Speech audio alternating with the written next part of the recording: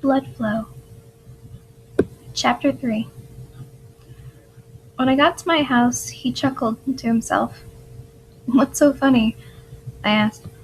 "It's cute how you trust me enough that you would actually show me your house." "Well, I'm not scared of you.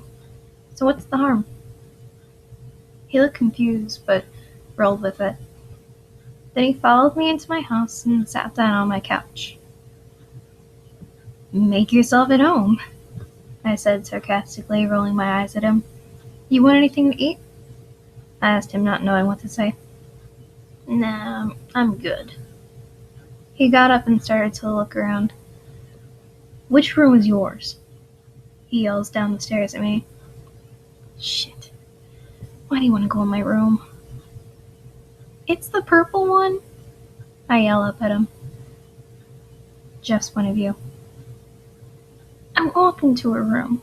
Not bad, I think to myself.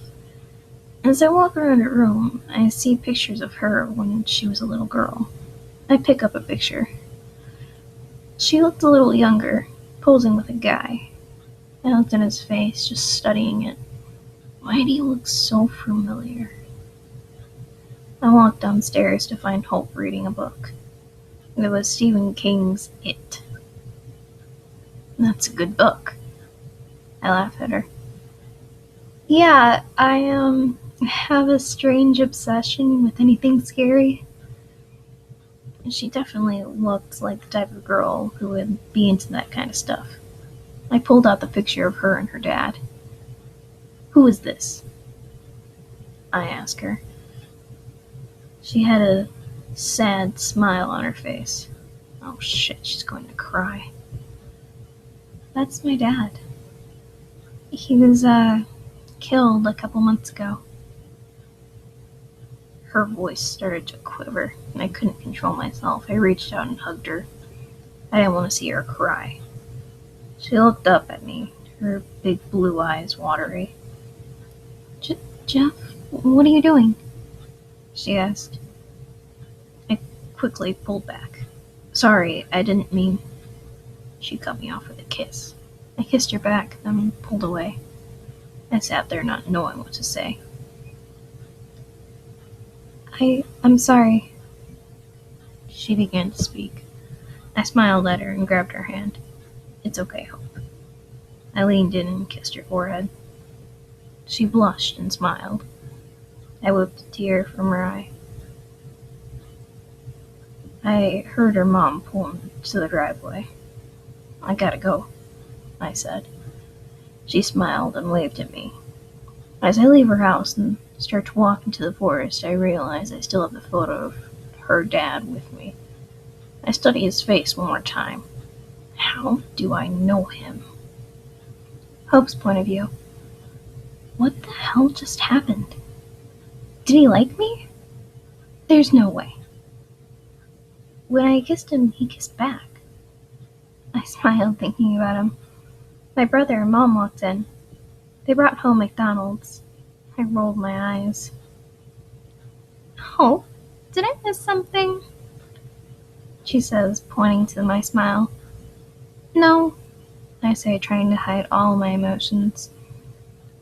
She tries to hand me a cheeseburger. I just glare at her. "Mom, I'm a vegetarian. When will you remember?" My dad was the only one who understood that I was one. He looked out for me. Mom, on the other hand, not so much.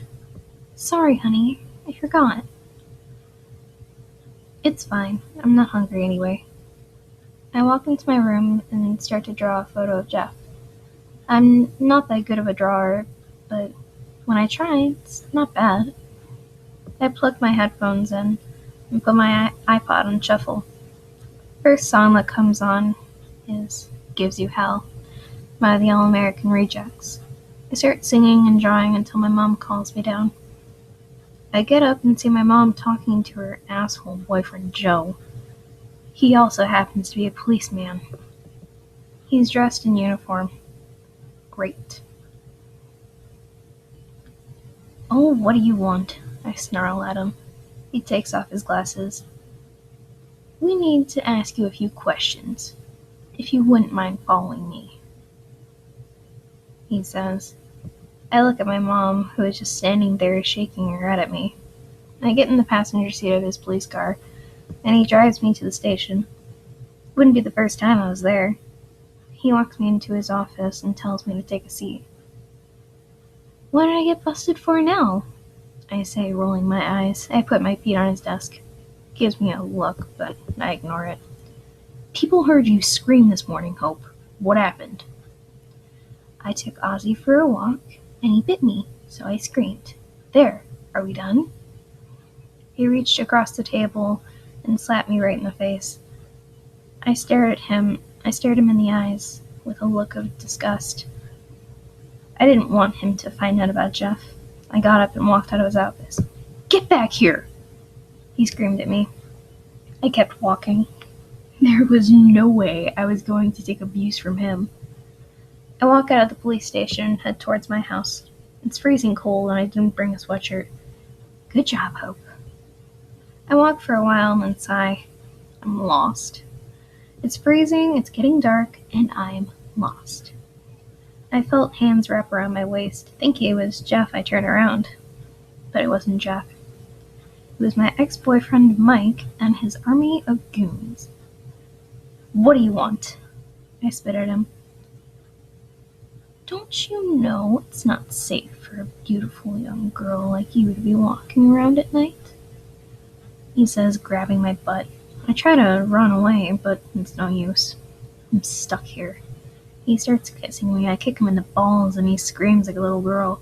I try running, but I'm circled. All his minions have baseball bats.